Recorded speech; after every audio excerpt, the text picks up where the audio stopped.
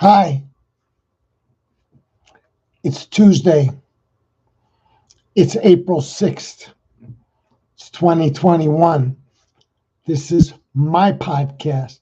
It's called Law and Disorder. I'm the host. That's why my name is in the title. And while I'm waiting for people to show up, I'm going to play.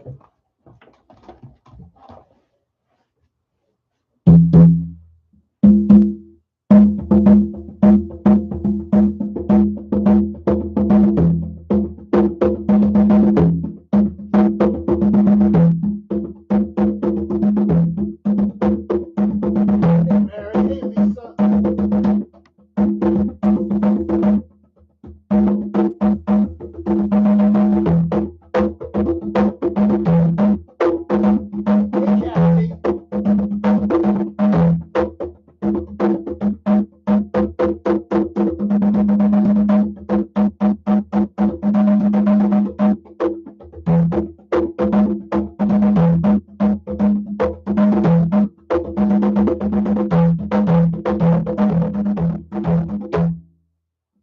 All right. I warmed me up. I warmed you up. Welcome. Welcome, Kathy, Mary, Lisa, and company. I know there's more of you out there. Hi, Rose. So, I've already said it's April 6th. I already said in my opening, the year is 2021. I even introduced myself. I said, I'm Ken Goldberg. I'm host of the show. That is why it's been referred to as Ken Goldberg's Law and Disorder. I helped name the show, and ego aside, it seemed the right thing to do. And I'll tell you why. My original show was known as Law and Disorder only. There was no other Law and Disorder to compete with, so it didn't occur to me to copyright or do anything like that. Then I went off the air for years, and when I came back, there was a radio show in New York called Law and Disorder, and there was all kinds of Law and Disorder. If you typed in Law and Disorder, all this. So I did the next best thing, called it Ken Goldberg's Law and Disorder. Try and distinguish it. Good afternoon, Ray Dean. Ray Dean, I'll see you soon. I sent you an email. Yep. I sent a text to Ajan Sarayut, but I haven't heard from him. Hi, Chris. Hi, Becky. Hi, Debbie. So I started. I don't even want to go there. Yes, I do. Yes, I do. So I took a video today from a kind of an outcropping at the lake. It was very choppy, very windy, right? And I thought to myself when I post it, and I did post it, but I didn't label it. I should say, and this is the spot where Chris crashed because he crashed like just right by there. You know, I thought, well, that makes it more prominent than just showing rocky water or whatever, wavy water. Does drumming cause pain in your hands? Yes, it does. It does in my hands. Now, if you play long enough, it takes longer for the pain to start. But I used to always tape my fingers to keep them from getting abraded and bleeding. And you'll see that in a lot of the videos I post. You'll see frequently, maybe not frequently, but regularly, you will see drummers with their fingers taped. It's a common thing because the human is can only take so much.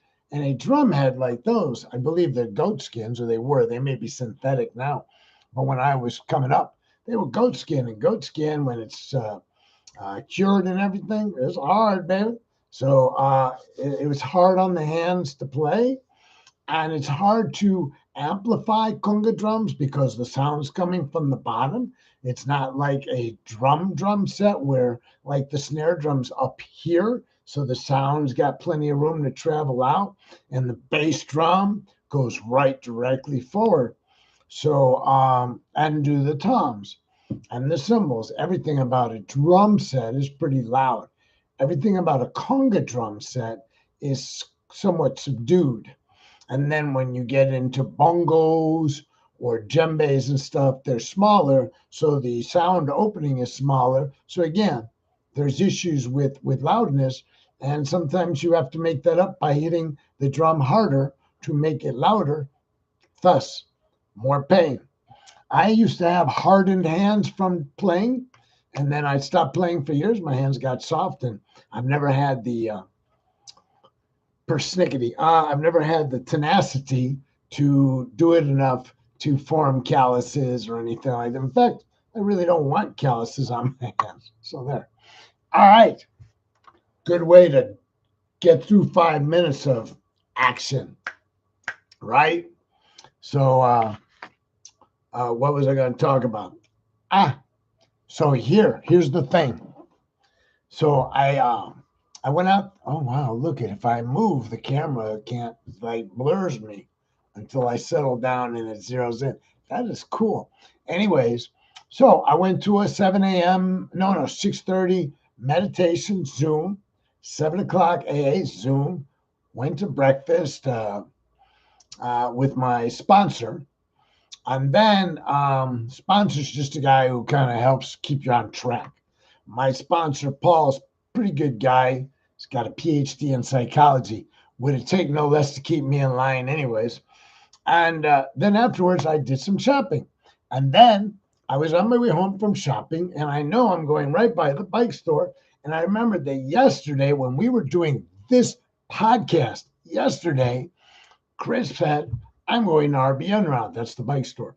And I thought, no, let me see. They're opening up 3 minutes ago. I called him. He was en route. So I went there to just, hey. So he and I chatted. He bought some stuff. We kibitzed, if you know what that means. We kibitzed, and including with some of the staff, Johnny B. Blah, blah, blah, blah, blah, blah. Then we went our separate ways. Chris bought this extraordinary bike holder. That's what they call bike rack for the back of his vehicle, because he and Becky are going to be biking a lot more. So they need some way to get the bikes to and from wherever they're going. So that was cool, And then, so then we boogied, and it said it was going to be really windy today. Oh, you're welcome, Chris. So I'm thinking I don't think I'll need to ride. It's going to be very windy, and I'm not in a bike. I was in a car already, a Prius, by the way, my daughter's Prius, which I confiscated. So I got home, and I'm sitting there, and I unload the groceries, and I'm like, dang, man, I got a whole day to kill, man. And here's what I'm thinking. Chris posted like April 1st that he had gotten in 500 miles, just like 502 miles or something last month. And that was an accomplishment. And I thought, I haven't been looking at my total miles. So I went and I looked at mine. And I'm averaging about 500 a month. Of course, I'm on an e-bike most of the time, and he's not. But anyways, it stimulated me. I'm like, you know what? If I've already done two without, let's see, January, February, March. So if I've got 1,700 miles, yeah, it's about 500 a month. And so I'm like, you know what? I got to keep it going. Got to keep it going all of a sudden, right? I got to keep it going. 500 is the target mark. And say hi to Ann for me. And so, or I could say hi. Tag with you. Hi, Ann. So then I was inspired. I now know that, but I got freaked out. How am I going to get 500? I didn't bike yesterday. If I don't bike today, I'm thinking I'm going to fall behind. My anxiety went up. I said, well, you know what? Just go out for whatever you can, 5, 10, whatever it is, because it's going to get windy. But it wasn't that windy when I was talking to Chris. But the second I got my bike out of the garage, this, I swear to you all, the wind kicked up. So I'm like, oh, man. I mean, I got in the bike, and I figured I should go take this bike route down to where Chris and I often bike, because there's a lot of trees between here and there, and it'll break the wind up. But sometimes there was nothing to break the wind and it gusted and the bike would slow down to like, it felt like it wasn't moving. But I had my e-bike, not stupid. So I get down there and I'm like, I should turn around and go home right now, right? I got so 10 to the lake, 10 back. I'm gonna quit. I'm gonna quit because that's the smart money is quit while it's too windy. I had bought a sandwich right after I saw Chris. I bought a wrap at Sprouts. I came down. I want to eat it. I need to find a place to eat it. So I keep on going down. Imagine this. And by the way, I posted a picture. This lake is a dead lake. Nobody can swim in it. It's kind of nasty. The water is, but it's scenic going around it like any big water feature would be, right? Trees and houses and stuff. So it's the best we got, right? So, but I wish it had a soul like a living lake, right? Anyways, I'm looking for a picnic bench. And by the way, Easter Sunday, I don't know if you saw my pictures, every picnic table, all over the place, people were picnicking. I couldn't really find a place where I could picnic. I picnicked on a tree, a dead tree, because nobody else wanted that dead tree. So I snacked there. But that wasn't at the lake. So then I went back to the lake and I'm like, whoa, right. Well, today was the opposite because the wind, because it's a work day, it's not Easter Sunday. I had my pick of picnic benches, but I wanted one that wasn't in the wind. Why am I telling you all this, right? You're saying to yourself, is there a point to this freaking story, Ken? Can you get to the punchline? No, this is the punchline, the story. All right. So I'm looking for some place to eat, but I don't want to be in the wind because, it's nasty. You're sitting there trying to eat, right? So I'm looking for something that's not so windy. But I get to the bathhouse, which a footnote, that's where Chris likes to park when he goes down there, but that's irrelevant. That's not what I'm there for. And they just redid it. And so I'm like, all right, you know what? I'm going to go sit and I'm going to picnic on this concrete thing on the back of the bath. I have no idea what that concrete thing is. Doesn't matter. That's where several of my pictures were taken. It's kind of like, looks like a beach, but it's not. Nobody goes in that water. I'm telling you. Children don't go in that water. Adults don't go in that water. Poor people don't go in. Rich people don't go in. People don't go in there. They boat on it. They canoe, they kayak, and some others, and they fish. Ain't nobody swimming in that water. The dogs, there's a dog park. God, can you imagine the pee and everything that the dogs are doing? But who cares? There ain't no people going in. So by the time I do the I don't know the history of the bathhouse actually, Lisa. I should look it up, huh? So I'm sitting there. I'm eating, taking some photographs. I use. I had two videos I didn't post because I plugged in my. I haven't used selfie stick. It plugs in to the phone. What I forgot, because I hadn't used it in a long time, is if you video, that same plug negates sound, right? So you get a video and you can talk all you want. All you get is a drone, right? A drumming noise, a droning noise. So I may post those just for the heck of it. So I ate my snack, my wrap, chicken wrap, and then I decided to just, I'll go a couple more blocks.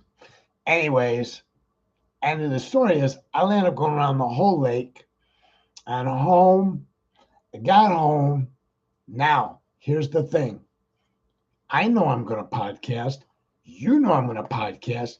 You would think, given what you know about my schedule, it might occur to you, maybe Ken will think about something to talk about tonight. Nope. Didn't even think about thinking about what am I going to talk about. I apologize to you. I should have given it more effort. Chris says he ain't eaten anything from that lake. Joan says she's amazed how many people fish there. A lot of people fish there, but they fish I'm not used to fisher people, but every little pond from here to North McKinney and back has people at various times fishing in it. There are signs, lots of private ponds. They're accessible, but they're private, and it says, no fishing. Only residents may fish. Only residents may fish. Lisa says it used to be a man-made public beach area in the 20s or so. They rented bathing suits to swimmers. Hee hee. So, you're talking about that little tiny that was a public beach. I mean, it's big enough for maybe 30 people. It's got to be one of the smallest beaches in the country. Hey, not my problem, because if they open that up, if they pour sand there, that's no sand. If they pour sand, I ain't getting in that bad boy. If you see the creek, when you come down White Rock Creek, which flows into White Rock Lake, and you see the nasty, oh man, plastic bags, plastic bottles, tissue, everything, right? You're like, yeah. And I was out of town. I don't know if I was in Thailand or where. I forget, but somebody contacted me and said that there had been a sewage leak into that, and that a lot of sewage had gone in for about 24 hours, I guess, and then they were able to stop it. But it's that kind of thing. Listen, Chicago River, nobody went into for 50 years, I think. It was a toilet. And then they started cleaning up, and now I guess there's boating, and maybe some people get in it. At least they kayak and stuff, but it's not considered as nasty and dangerous as it was. It was just considered so nasty and polluted, you wouldn't let a child stick their feet in that water of the Chicago River. So, so back to that was before the chemical spill decades ago. You're talking about the Chicago River. You're talking about this sewage leak that I talked about. The sewage leak was just last year, so you can't be talking about that. That was before. All right, back to the rules, Chris. Whole thoughts or sentences. No cryptic messages, no half-ass messages. Type what you mean to say so that a guy like me who's reading it, who doesn't have all the context. White Rock was before this. I'm trying to fit White Rock in the sentence. That was before the chemical spill at White Rock. What was before the chemical spill?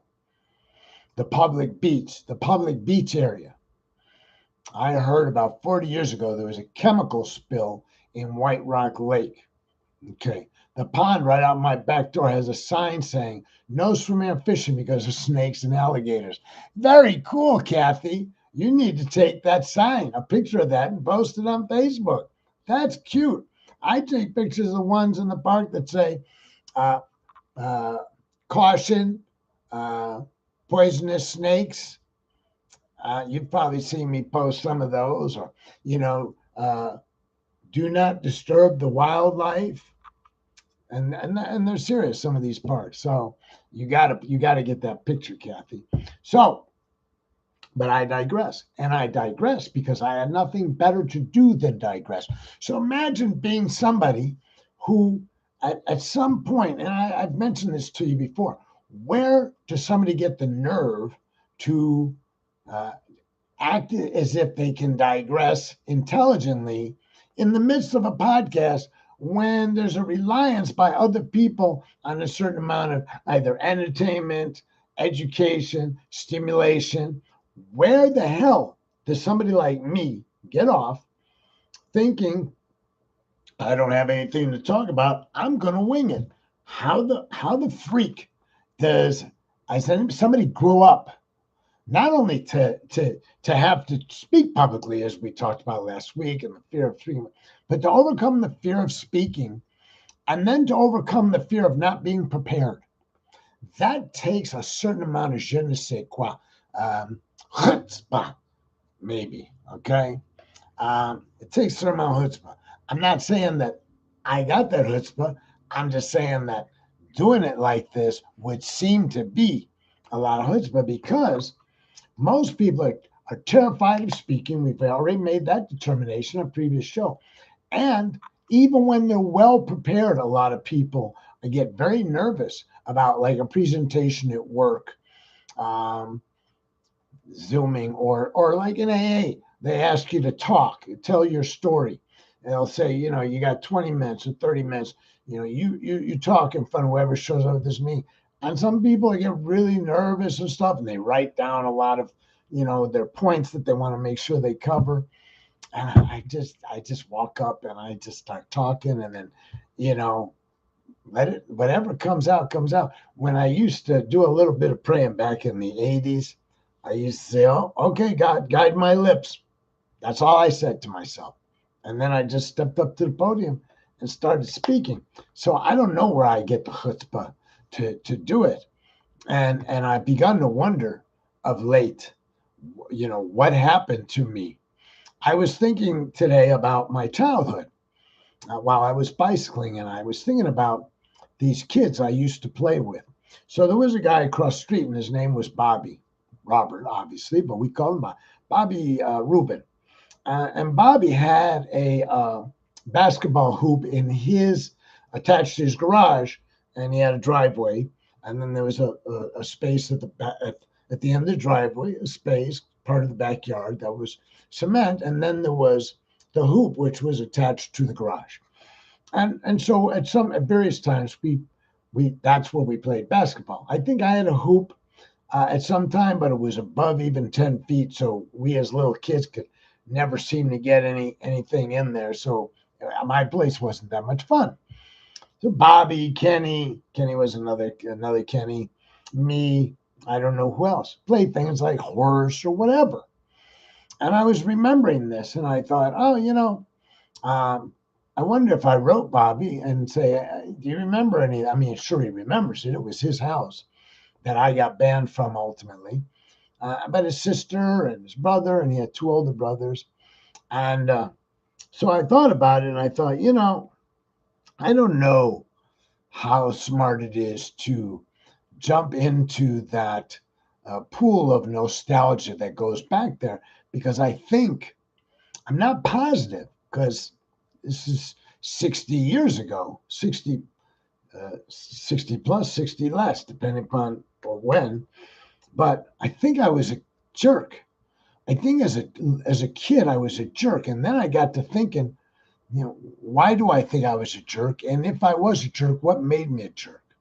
And I started thinking about my old man and how he used to just, slap me around all the time. And I thought, yeah, I think that was part of why I was a jerk because part of my jerkiness was to be um, kind of mean at times to kids, my peers, because they were nice.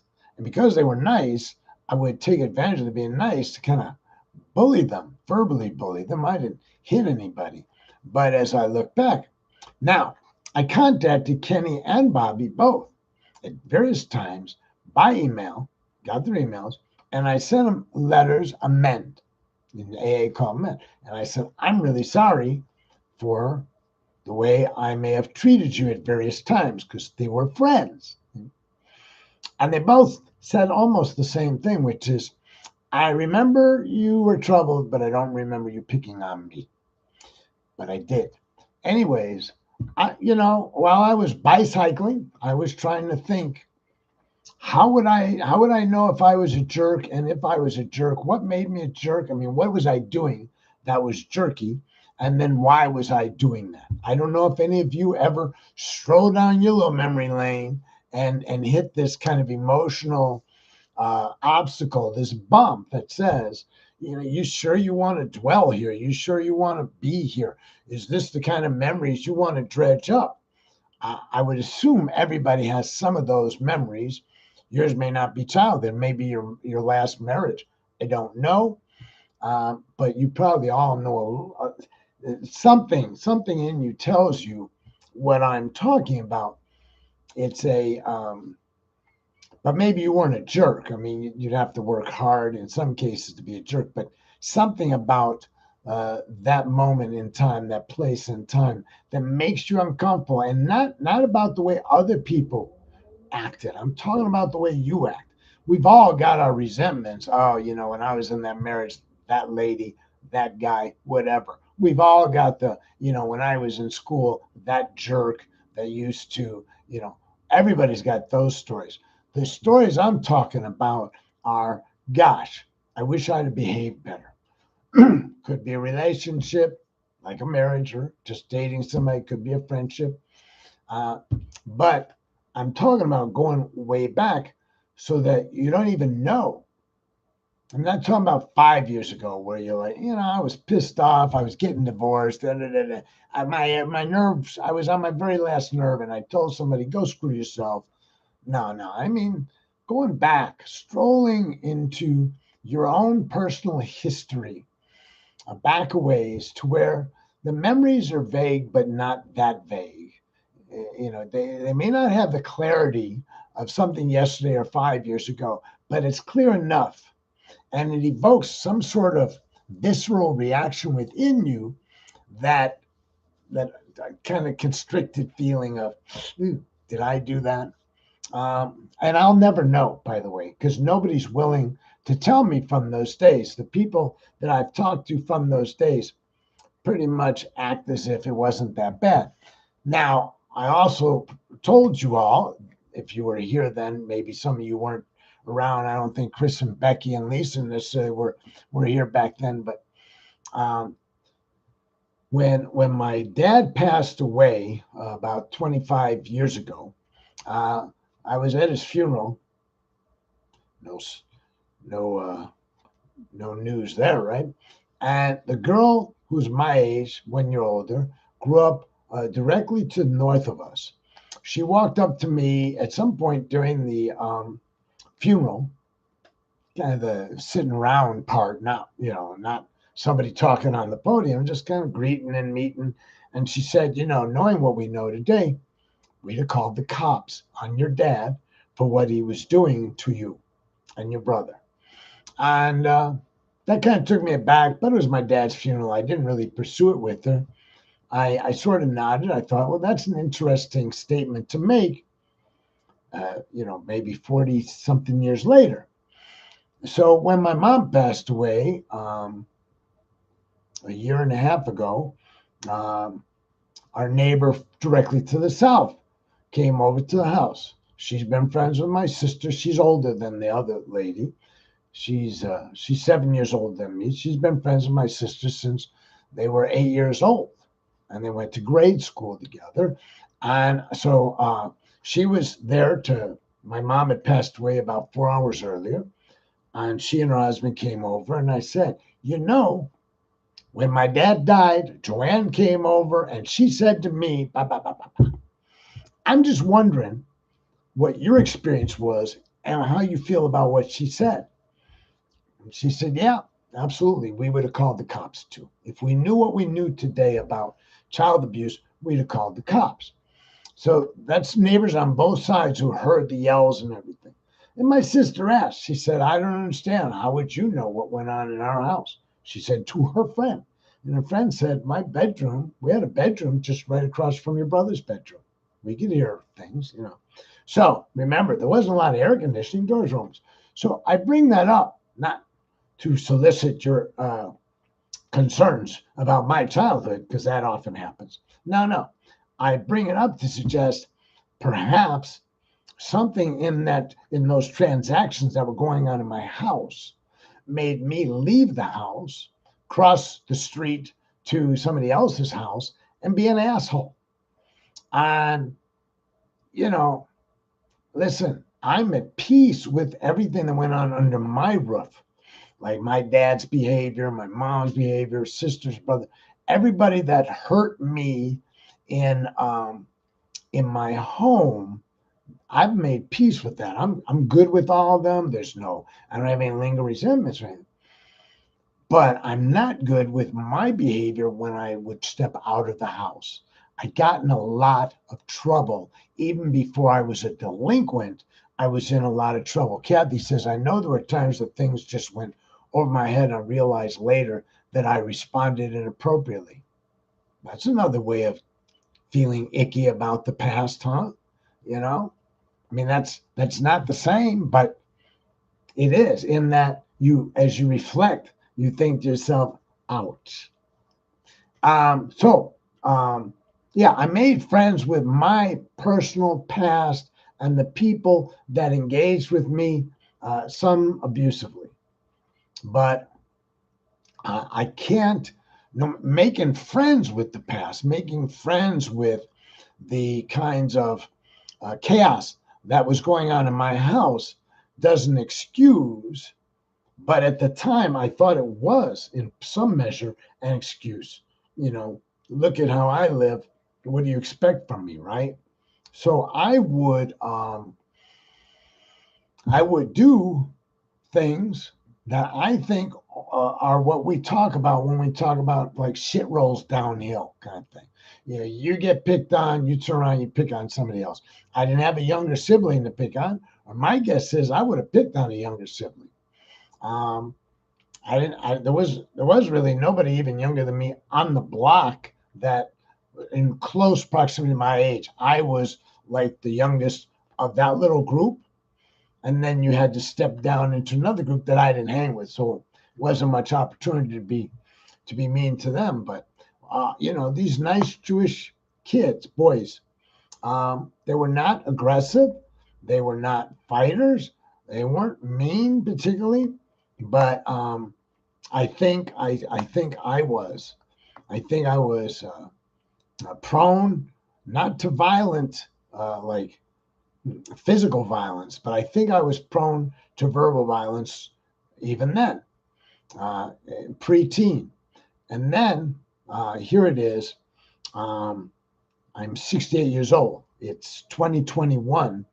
I'm riding my bike, and I'm going to tell you unequivocally that the words that resound in my head are the words of an urchin, and it's frequent.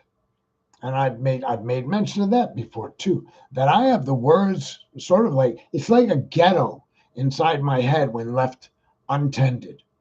If I don't analogy, if I don't cut the lawn and trim it in my brain, if I just let it grow, it can get really overrun in there with ghetto. It's just my default.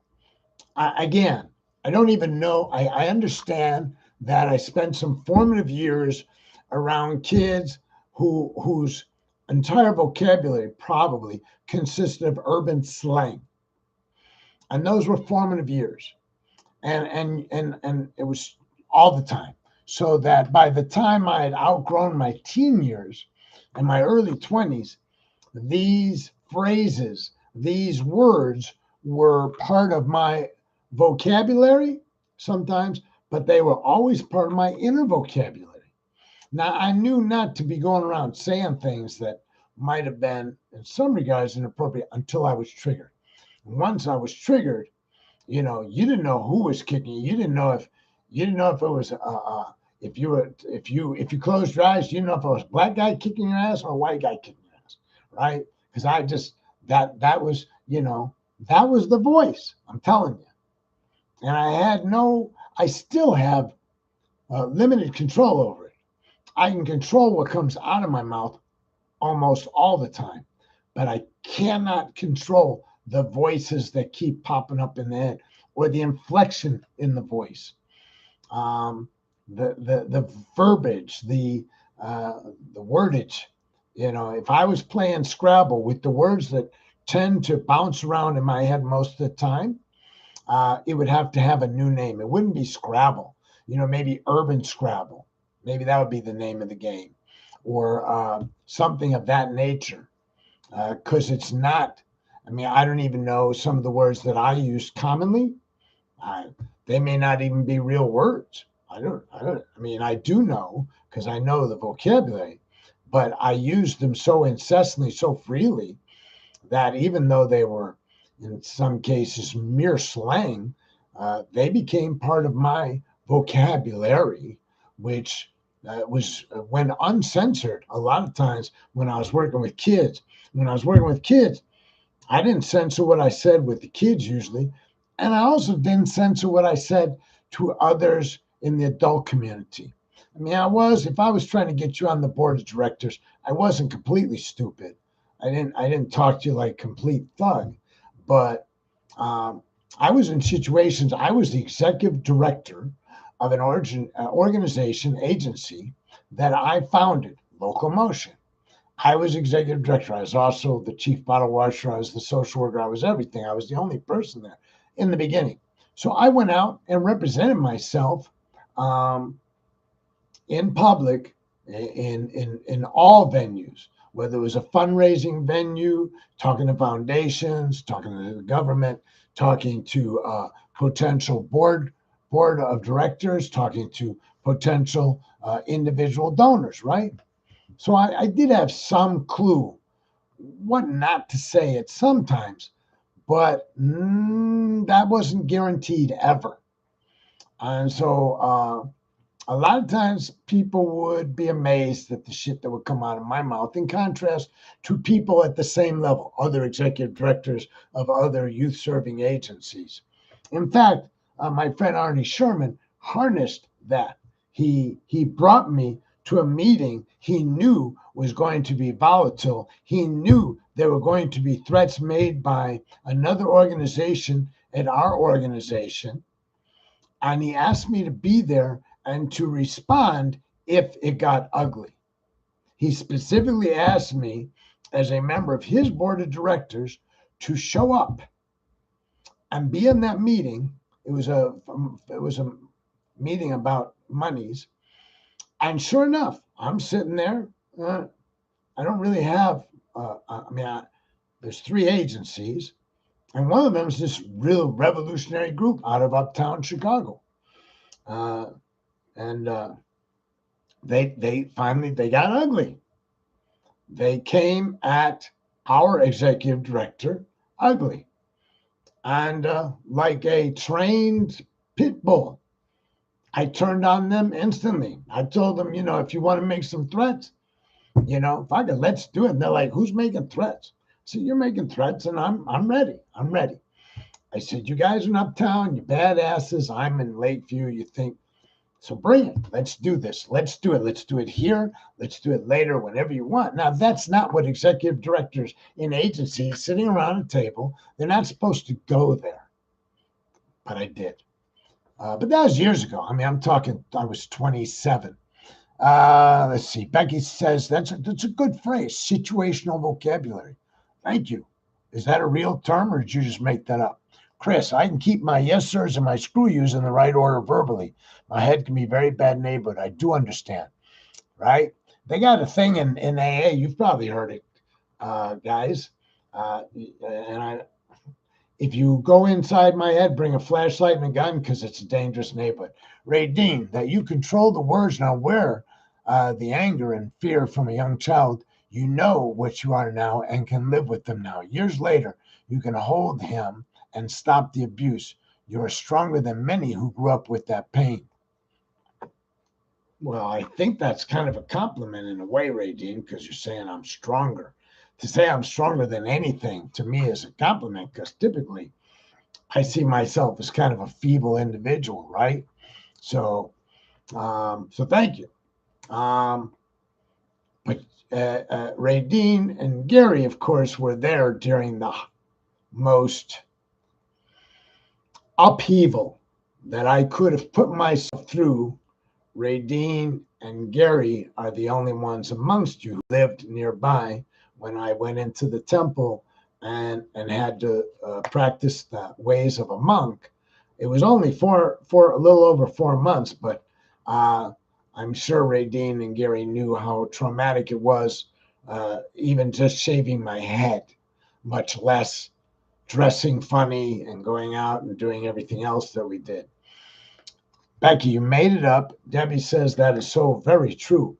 So, Becky, you're a good word monger, word maker, something. Kudos to you. Situational vocabulary. I'm going to try to remember that and explain that to somebody sometime when I'm trying to have this discussion I just had. Instead of saying everything I said, I probably could have said I have this situational vocabulary. And like when I get mad, I'm going to roll on you like a bitch, right? I'm going to go off on your ass. There is no fucking way. You know, if I get mad, I'm going to come at you a stone street. Fuck, man. Shit. I, I talk about your mother. I talk about your daddy. I talk about your grandmother. I don't give a fuck, right? I if I first thing I'm gonna try to do, I'm gonna try to make you feel like the little bitch you are, right? And I'm gonna go for, I'm a your verbal jugular, right? I'm gonna go for your emotional. I'm gonna try to make you an emotional stress mess, right? And if at the end all that shit doesn't work, I don't know, throw a brick at you. Wordsmith. Thank you, Chris. That is kind of the word. Thank you. You guys keep filling in the blanks. I appreciate it. Rose says, bring it on. Rose likes cuss words. Becky says, give myself permission to be me, and there are many facets to all of us. There are ways I have to speak in certain situations, and I can maintain that for a time. Other times, I just want to scream, fuck, damn shit. Yeah, yeah. Um, I just want to explain so you don't go away with the wrong impression. This this voice, I don't have to be doing anything. I can just be riding my bike, no conflict, nobody talking to me, nothing to stimulate that voice. That voice is there every day. That voice is with me sometimes in the shower, man. And it's like I don't know how to explain it, right? I mean, you guys are getting it, but it's like, will you never go away? Sometimes you say to yourself, I'm 68 years old. I've been in a fight for years. Why are you still got the language of combat constantly percolating in your head when there is no combat? When you've practiced meta every day for years, 10 years, 11 years, why do you have the persistence of these? I'm not going to call them evil. I don't even want to judge the voice. And what Becky just said is I'm removing judgment from the many facets I am, right? I think that's what you're saying. And I'm saying, yeah, yeah. I don't want to judge. I don't want to say the voices are bad or good or evil or kind or whatever. I just want to observe. But in observing them, I'm curious. Here's the thing, and here's why it's telling you all this. We all have this thing called thought. We all have these voices, right? I mean, you all do. It's your voice. It's not. I'm not talking about external voices. I'm talking about the internal voice. And that's the thing that separates all of us in a great sense from each other.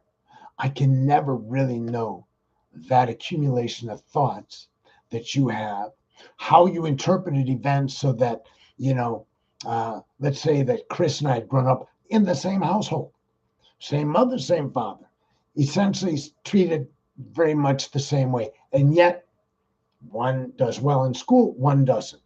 Equal intellect, but one just has trouble. One, excuse me, doesn't seem to have trouble, you know. What is it about this thing, these voices that visit us and obviously visit us differently? Um, Peggy says, I'm the same way. I have that voice too. We are the products of our accumulated experiences, and our brain is doing so much we have no idea is going on until bam, there it is. Bam! Oh, whoa. You probably have PTSD from your formative years, and that may be where it comes from. And Kathy, that's pretty good for a non-psychologist. Yes, I know I have PTSD. Well, let's put this: I've been diagnosed with PTSD, but I'm grown now. I'm 68. I haven't been in a violent situation for quite a while. So why is there? It's not just a violent voice. It's just a voice of. It's just so much slang. It's so much language that I rarely will have an opportunity to use amongst middle class people. It's just out of place, And I don't know why um, the voice from when we were 16 and 17 still holds so much sway. Now, yes, what Becky said, we are products of our accumulated experiences, and PTSD from formative years is an influence. All these things absolutely create this environment. And isn't it interesting that at the end of the day, as I said, two of us, three of us, four of us could have had identical accumulated experiences, but the filter through which it came in, different for each person, is such that our reaction and our actions afterwards can be so diverse. There is no, we're always telling ourselves and people around us, well, it's natural to feel that way. Oh, your husband died. It's natural to say, oh, I understand why you feel so bad. I'm so sorry for your loss. And that's appropriate. But the fact is, I don't know what that person's feeling. Okay. I don't know the depths of the loss. I don't know if it wasn't that big a deal, or whether it was, what did I do with that book, The Untethered Soul? I had it on my desk. Somebody gave it to me. Must be in the other room. He talks about the voice in our heads. I will tell you who talks about the voice in our heads too. Buddha. Buddha has a lot to say about the voices in your head and why you meditate to learn to control the mind. Because, as is wisely pointed out, we are not our thoughts. Now, I'm sorry it took me so long to realize that I'm not my thoughts. Because I followed me around for a better part of 55 years. If I thought it, I did it. It was a good idea, because after all, who's got my best interest at heart more than I do? Well, it turns out whatever this thing is that generates thought is not my close friend, is not got my best interest at heart. It's just this thing that works. It percolates. Whatever it comes up with, it comes up with. It doesn't have to be particularly smart. It doesn't have to be particularly helpful. It doesn't have to be particularly harmful either. But I've had to learn to step back from those thoughts, those voices, and take a seat up in the stands, buy some popcorn, and sit there and go, oh my God, that's my circus. Those are my monkeys, right? So voices. I'm gonna have to listen to that. So well, anyways, I've communicated what I wanted to communicate. Um, it shouldn't be don't believe everything you think, Lisa. I would go so far as to say don't believe anything you think. Even if it's true, you shouldn't believe it. Wait for somebody to co-sign. Wait for a couple of people to say, okay, yeah, you can believe that. But in Buddhism, we learn that reality is rarely what we think. I love this new teacher that started with my meditation group on Wednesday nights. Her name is Sumudhu. And I mentioned to you, she's got a PhD in chemistry. She's brilliant, and she's been raised Buddhist, and she's teaching us like 10 minutes of Buddhism at the end of the meditation. And she's really stimulated me to be thinking about how, I create a reality in my head, but the truth is, this reality does not exist outside of me. Um, you know, I, I, I've talked about this before. I use Mark as an example. Mark, about 40 years ago. Before that, I saw him when we were children. And so I have a picture of Mark maybe 30, 40 years ago. And that's the picture. It's not likely he still looks like he does in my head. Mark and some of you from the South Side, Kathy, Debbie, you may remember Bill Stein. And I've said I had a picture of Bill in my head from 87 to about 3 years ago, whatever that is, right? 87 and 97, So over 25 years, I always saw him the way I'd seen him in '87. And then when I saw him, my God, he really aged. He had his knees were gone, his back was bent. It was shocking to see him after all those years. It's not always shocking that I see some people, they look wonderful. They look marvelous. They're in good shape. They're not particularly broken. But in Bill's case, he was. On the other hand, if you see Jimmy Childs, except for being bald up top, he looks exactly like he used to look. So, will I get banned? Will I get muted if I find out what this? This is not a way. No, Chaos stop. of creativity. Now you can no, harness that. I thought it would play right away, but it wants to do a commercial for 15 seconds and such.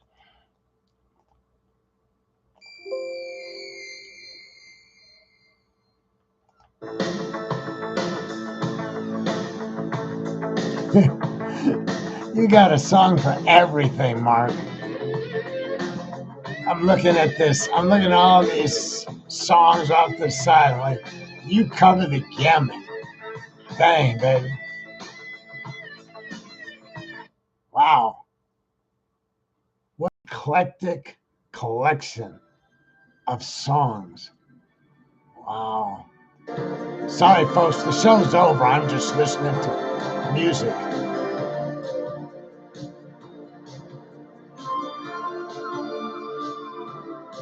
Silent Running.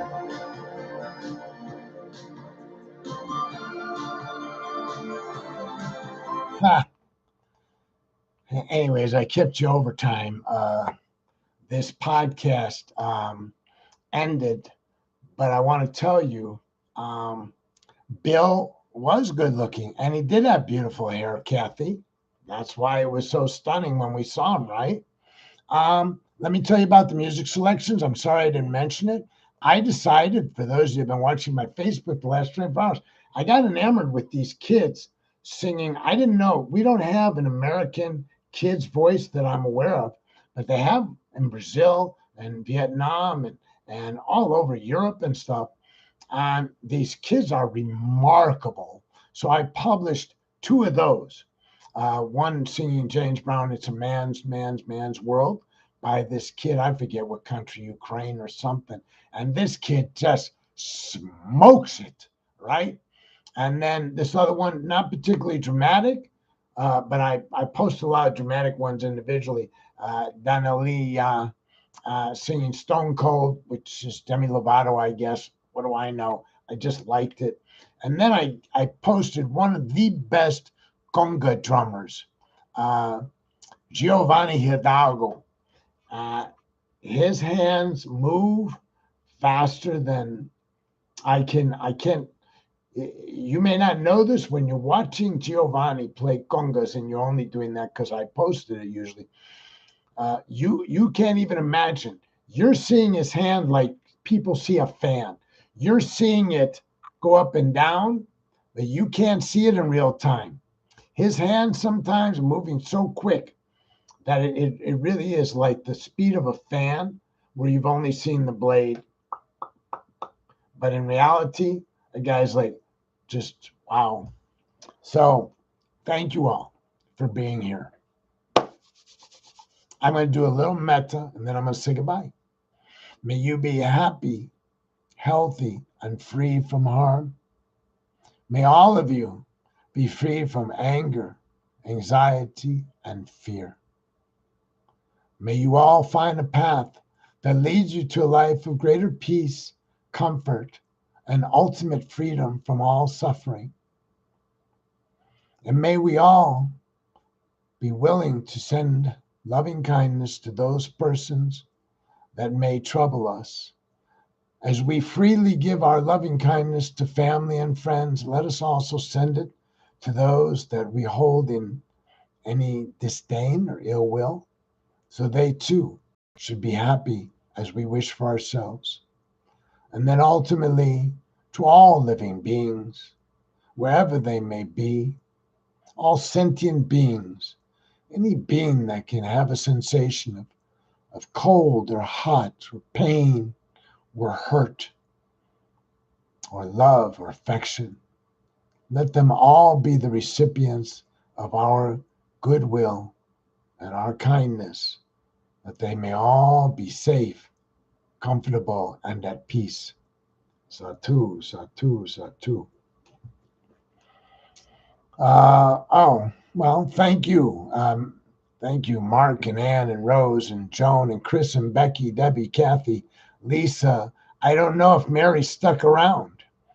She didn't say anything after her initial hello. But Mary, I dig Rose, Rachel, whoever's out there. I don't call out names to get myself in hot water because I didn't say a name. I say the names because it's just a personal connect for me. Namaste.